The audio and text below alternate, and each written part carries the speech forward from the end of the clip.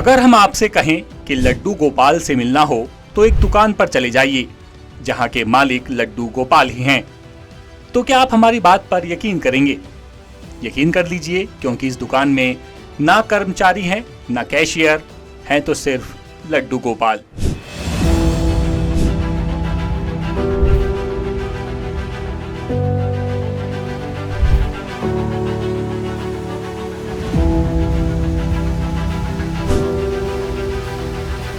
दरअसल जबलपुर में एक ऐसी दुकान की शुरुआत हुई है जिसमें दुकान के मालिक लड्डू गोपाल हैं।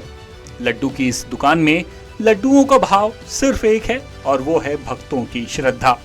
जबलपुर के शास्त्री ब्रिज के पास मौजूद इस दुकान में लड्डू खरीदने के लिए आपको सिर्फ उतना ही देना है जितनी आपकी क्षमता है, और अगर आपके पास लड्डू खरीदने के लिए रुपए नहीं है तो आप लड्डू गोपाल से निवेदन कर ये लड्डू उधार भी ले जा सकते हैं, जिसके रुपए आपको बाद में लड्डू गोपाल को ही चुकाने होंगे। राम जानकी मंदिर के पीछे मौजूद ये लड्डू गोपाल की दुकान मध्य प्रदेश में ही नहीं बल्कि पूरे देश में चर्चा का विषय बनी हुई है, जहां न तो कोई मालिक है और ना ही कर्मचारी। इस दुकान में सेल्फ सर्विस के तहत आपको लड्डू खुद ही उठाने हैं, लेकिन दूसरी दुकानों की तरह पैसे लेने के लिए यहाँ पर कैशियर भी नहीं है। आपको खुद लड्डुओं की कीमत कैश काउंटर पर इस दुकान के मालिक लड्डू गोपाल को सौंपनी है।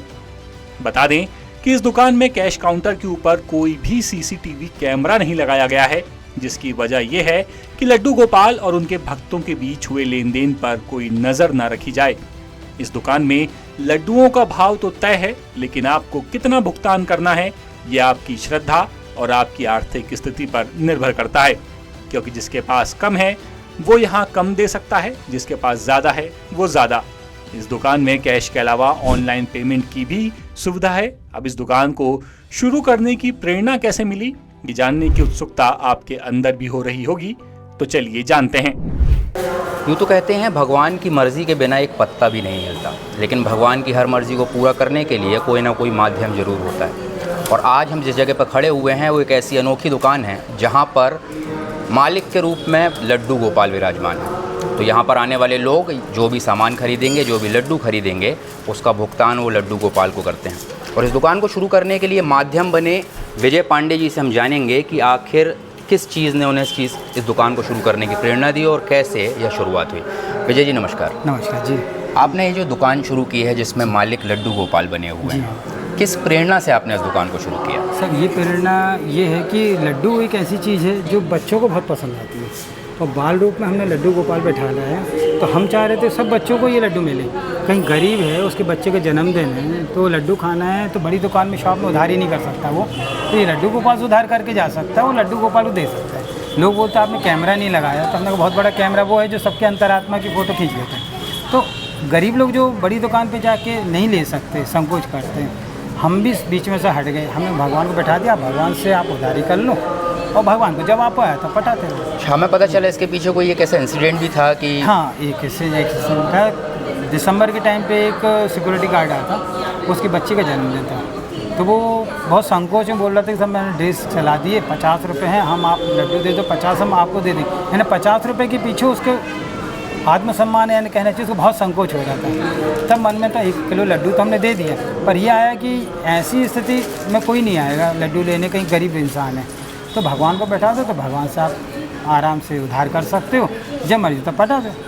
तो ये कंसेप्ट है। यहाँ पर जो लड्डू रखे हुए हैं इनकी कुछ कीमत तय है? सबकी कीमत तय है, सब में रेट और वेट दोनों हैं, और इनका मेन उद्देश्य हमारे लड्डू गोपाल के बच्चों से संबंधित है।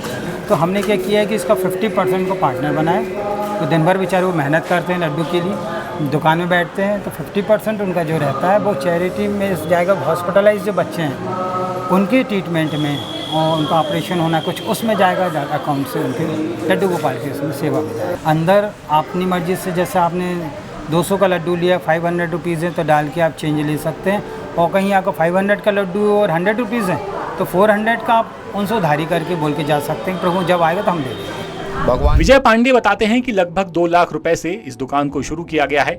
भक्तों के बीच इस दुकान को लेकर जो उत्साह है, इससे लगता है कि ये दुकान अपना खर्च खुद निकाल लेगी। और हमने व्हाट्सएप पे देखा था और जबलपुर के पहले हमने राजस्थान में सुना है इसके बारे में, और बेसिकली हम बंगाली हैं तो हमको वेस्ट बंगाल से खबर लगा कि जबलपुर में ऐसा कुछ अनूठा वो किया जा रहा है।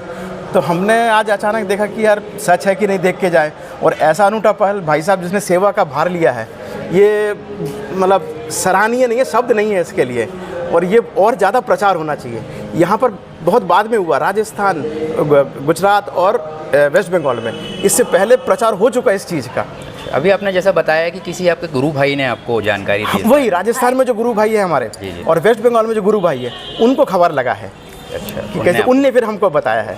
तो वहाँ राजस्थान के गुरु भाइयों ने पहले ये पोस्ट किया कि जबलपुर मध्य प्रदेश में एक ऐसा शॉप बना हुआ है लड्डू गोपाल जी का।